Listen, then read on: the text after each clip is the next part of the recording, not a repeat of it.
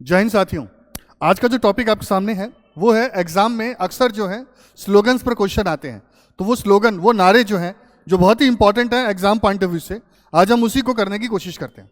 तो सबसे पहला है डू और डाई, करो या मरो।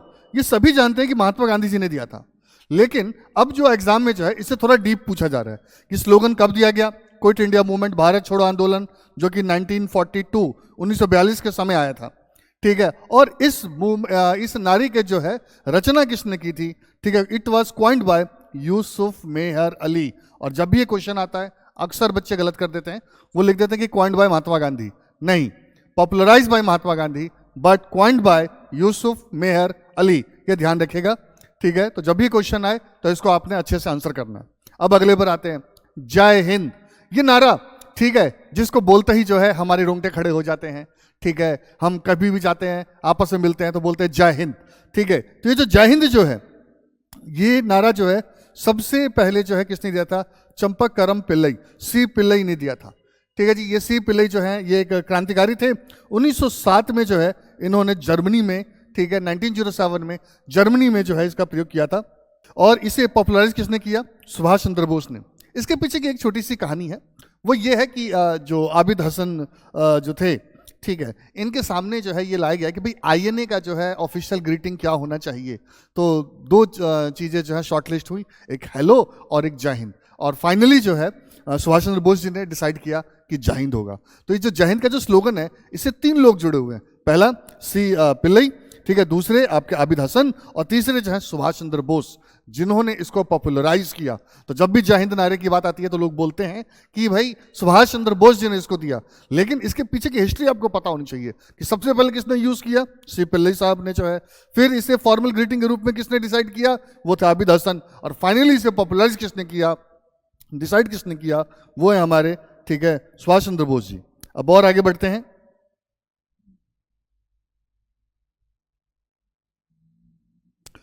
अब तीसरे नारे की तरफ आते हैं, ठीक है ji. Give me blood I will give you freedom, ठीक है, तुम मुझे खून दो मैं तुम्हें आजादी दूंगा। यहां तो सबको पता है कि ये नेताजी सुभाष चंद्र बोस जी ने दिया है, ठीक है। आईएनए के लिए जो है उन्होंने एक स्पीच दिया था, कहां पर? बर्मा में, जिसे आज हम म्यांमार के नाम से जानते हैं।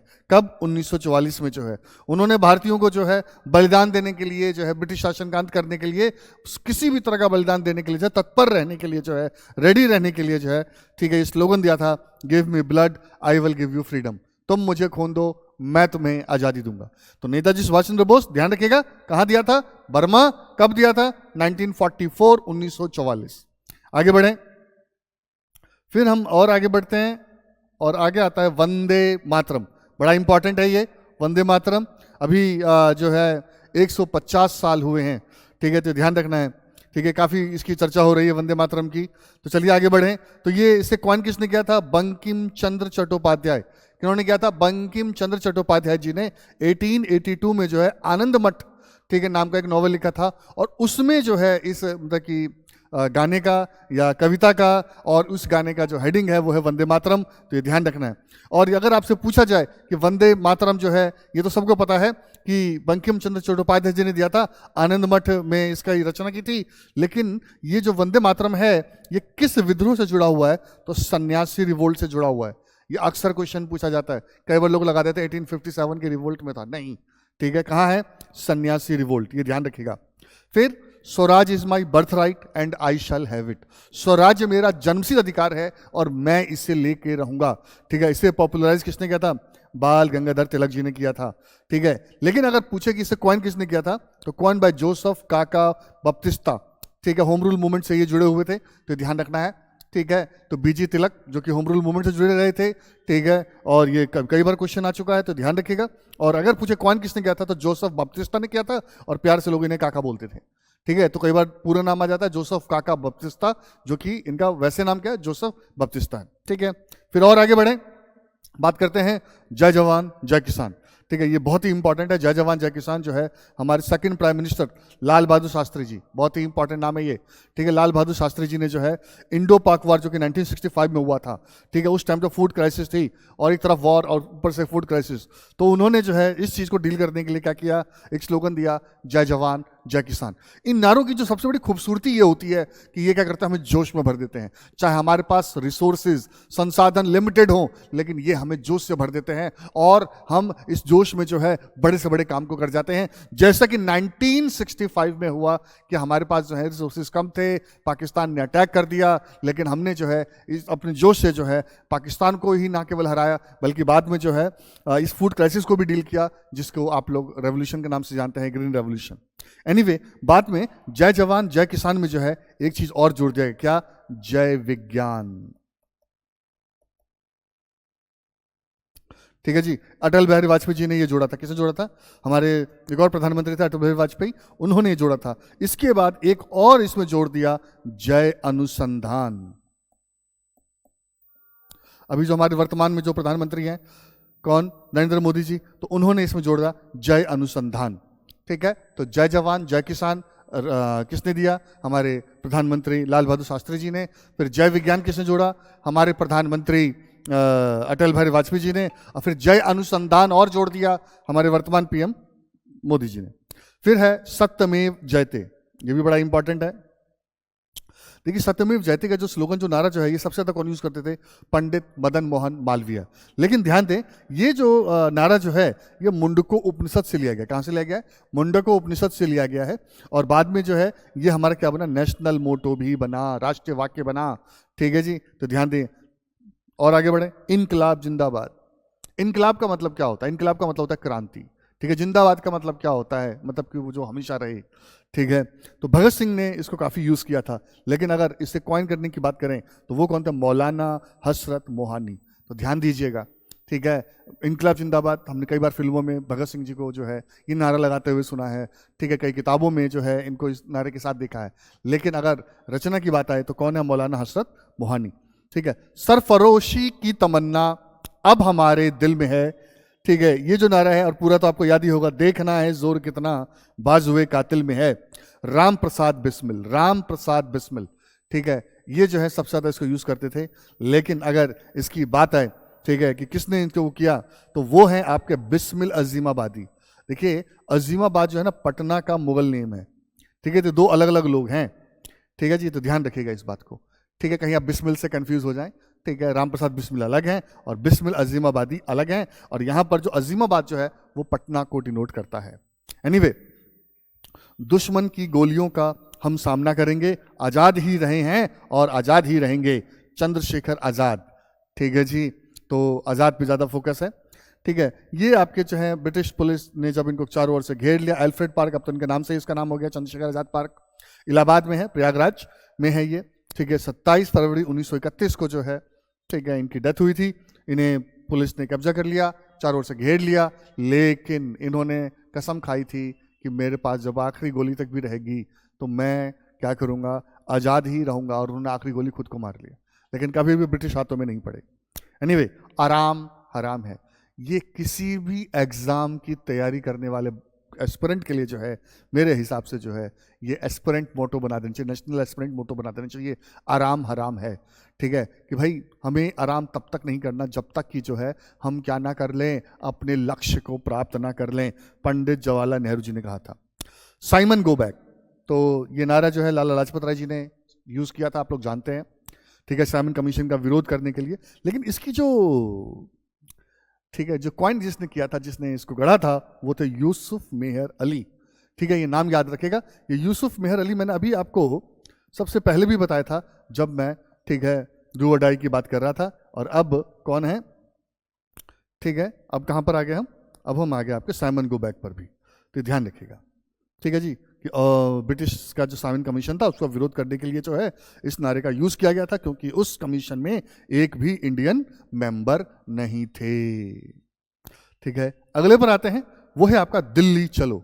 सुभाष चंद्र बोस जी ने 1943 में सिंगापुर से जो है ये नारा दिया था। ठीक है, आईएनए के जवानों को जो है उन्होंने कहा था कि अब हमें ब्रिटिश साम्राज्य को जो है क्या देना चाहिए? जोरदार धक्का देना चाहिए और उनके शासन को खत्म करना चाहिए। तो दिल्ली चलो का नारा सुभाष चंद्र बोस जी ने 1943 सिंगापुर में। Freedom is not given, it is taken. स्वतंत्रता क्या नहीं होती, दी नहीं जाती, ली जाती है। यानी कि स्वतंत्रता हमें मिलेगी, ये वेट नहीं करना है, हमें उसके लिए प्रयास करना पड़ेगा। ये भी सुभाष चंद्र बोस जी ने दिया था 1944 में जो है। फिर जन गण मन, ध्यान दीजिए, जन गण मन, ये जो है हमारा जो है नेशनल एंथम ही नहीं है, ठीक है, ये बहुत कुछ है, ठीक है। एनीवे, जो भारत, जो आज जो लोकतंत्र है, जो भारत जो रिपब्लिक है, उसको बड़े अच्छे से बताता है। यहाँ पर मैं आप लोगों को छोटी सी बात बताना चाहता हूँ कि हमारे देश में ना एक थोड़ी सी एक साजिश चल रही है कि किसी तरीके से जो हमारे राष्ट्रवाद के जो स्तंभ है उसको गिराया जाए। क्लियर है कि नहीं? तो इसी में जनगण मन के खिलाफ एक साजिश की गई, ये बताने के लिए कि भाई ये जो राष्ट्रगान की जो बात करते हो ना आप, ये तो ब्रिटिश मोनार्क जो थे उनकी शान में गाया गया था। तो मैं आपसे पूछना चाहता हूं कि ये कैसा है जहां स्टार्ट ही जन से होता हो, ठीक है, मन गण से होता हो, मन से होता हो, और आप कह रहे हैं कि वो ब्रिटिश मोनार्क के शान में गाया गया था, बल्कि उनके खिलाफ जो है। जरा ध्यान दीजिएगा कि ये जो लिखने वाले जो हैं वो कौन है? रविंद्रनाथ टैगोर। कौन है? रविंद्रनाथ टैगोर, वही जिन्होंने जो है, ठीक है, इसको जो है क्या किया था, अमार सुनार बांग्ला लिखा था, ठीक है, वही जो स्वतंत्रता आंदोलन के समय जो है, अगर मैं बात करूं एंटी पार्टीशन मूवमेंट, जब बंगाल का जो है पार्टीशन हुआ था, तो उस समय जो है एजिटेशन के रूप में जो है वो वंदे मातरम गाते थे, ठीक है। तो ऐसे राष्ट्रवादी व्यक्ति जो हैं, कभी भी मैं आपको एक बात बताना चाहता हूं कि वो जो है साम्राज्यवादी या इंपीरियलिस्ट पावर के विरुद्ध जो है कभी सर झुका नहीं सकते, कभी सर नहीं झुका सकते, इस बात को समझिए आप, ठीक है। तो उनके खिलाफ जो है अपनी बात रखी।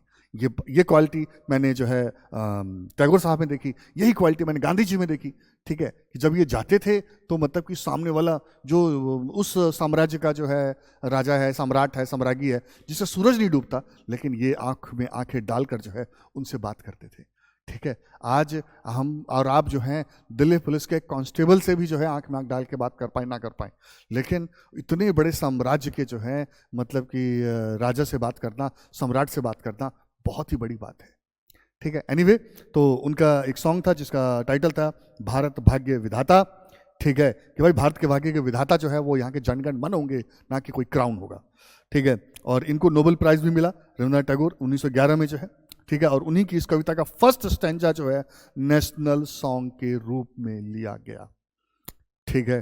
क्लियर है कि नहीं? और ऐसे ही आपने देखा होगा वंदे मातरम का भी जो है, ठीक है, एक स्टैंजा जो है वो राष्ट्रीय गीत के रूप में लिया गया, क्योंकि पूरी गीत, पूरी कविता लेंगे तो फिर तो बहुत समय लग जाएगा, ठीक है। एनीवे, तो ये वो 15 स्लोगन हैं, ठीक है, जो अक्सर एग्जाम में आते हैं। पहले क्या होता था कि ये नारा किसने दिया, लेकिन अब जो एग्जाम जो थोड़ा डीप में जा रहा है, वो उसके एडिशनल इंफॉर्मेशन भी पूछ रहा है। तो इस वीडियो में हमने कोशिश की कि आप जो हैं क्या करें, मतलब इसके साथ जो है एडिशनल इन्फॉर्मेशन को भी समझें। इस तरह की इन्फॉर्मेशन के लिए जो है आप हमारे ऐप को भी डाउनलोड करें, उसका लिंक जो है आपको डिस्क्रिप्शन बॉक्स में मिल जाएगा। तो ज़्यादा से ज़्यादा लोग जो हैं इस ऐप को ज्वाइन करें, आपको इसमें क्विज मिलेगा, ठीक है, आपको जो है इसमें नोट्स मिलेंगे फ्री, ठीक है। क्लियर है कि नहीं? ठीक है, इसमें आपको वीडियोज़ मिल जाएंगे। तो आपकी प्रिपरेशन से रिलेटेड जितनी भी चीज़ें हैं सब आपको इसमें मिलेंगे, ठीक है। इसमें आपको फ्री में भी मिलेंगी, और अगर आप इसको पेड करते हैं तो आपको उस पर मिलेगा, ठीक है। नजफगढ़ में हमारा जो है इसकी क्लासेस चलती हैं, तो आप लोग आएँ, और अगर आप चाहते हैं कि सिलेक्शन करवाना, ठीक है, पढ़ें आप कहीं से, सिलेक्शन आपका यहीं से होगा। क्यों? क्योंकि यहाँ पर जो है आपको उस तरह से पढ़ाया जाएगा जैसा एग्जाम में आ रहा है। यहाँ पर ऐसे नहीं कि सिर्फ एक स्लोगन के साथ जो है किसने दिया वो एक आपको टेबल करवा दे, उसके साथ एडिशनल इंफॉर्मेशन दी जाती है ताकि आपका सिलेक्शन हो, ठीक है। तो ज़्यादा से ज़्यादा लोगों से इस वीडियो को शेयर करें, हमारे चैनल को सब्सक्राइब करें और लाइक करें और शेयर करें। Thank you very much. God bless you. जय हिंद।